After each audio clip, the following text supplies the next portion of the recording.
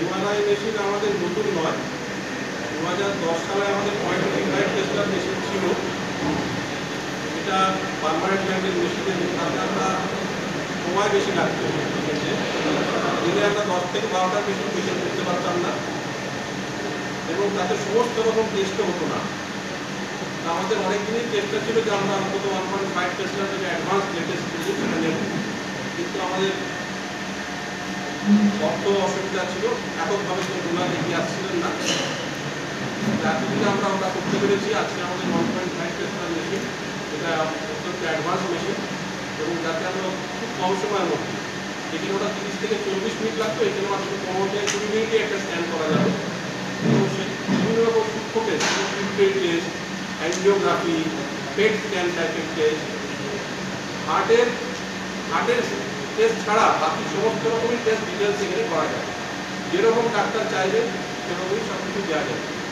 আজকাল চিকিৎসা নির্ভর করে পুরোপুরি ডায়াগনস্টিক টেস্টের ওপর, এবং যখন কোনো স্ট্রোক হয়, কোনো একটা ব্রেনে কিছু অবস্ট্রাকশন হয়, বা কোনো টিউমার হয়, বা কোনো লিম্সে কোনো প্রবলেম হয়, সেখানে অ্যাঞ্জিওগ্রাফি বা ব্লাড প্রেশার দেখার জন্যই আবশ্যক। এগুলোই সেটা আজকে আমরা শুরু করলাম। এখানে মাস প্রতিদিন কতজন রোগী আসেন এবং এর খরচ কত পড়বে? এমআরআইয়ের জন্য বলছেন? হ্যাঁ, এমআরআইয়ের জন্য তো বহু রুগী আসে। আগে আমাদের রুগী অনেক ফেরত চলে যেত, বা ডেট নিতে হবে। এখন আমাদের এই মেশিনে 20 থেকে 25 জন মেশিন আমাদের প্রতিদিন করতে পারবে। খরচ কত পড়বে?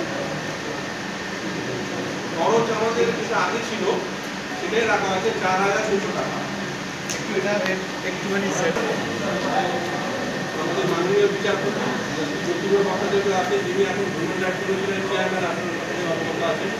উনি হাসপাতালের আমাদের সেই ম্যানেজমেন্ট কমিশনের ভাইস চেয়ারম্যান, এবং আমাদের সাথে দীর্ঘদিন হাসপাতালের শুরু আগের থেকে যখন উনি ওকালতি করতেন, উনি বলেছেন তখন থেকেই যুক্ত, এবং বিভিন্ন সময় বিভিন্ন কাজে আমাদের নানা রকমভাবে সহযোগিতা করতে হবে। বলুন। আমার দুটো প্রশ্ন। যখন এটা হচ্ছে সাধারণ মানুষের উপকারের জন্য। ভারত সেবাশ্রম সংঘ যা করছে সর্বসাধারণের উপকারের জন্য।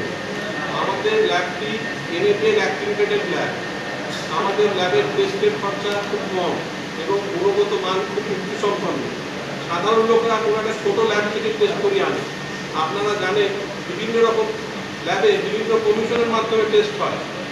এই টেস্ট করলে এই কমিশন, এই টেস্ট করলে এই কমিশন। সেই জন্য লোকরা কাছাকাছি তারা তো বুঝতে পারে না, তারা সেগুলো করিয়ে আনে। তার গুণগত মান অত সবসময় ঠিক থাকে।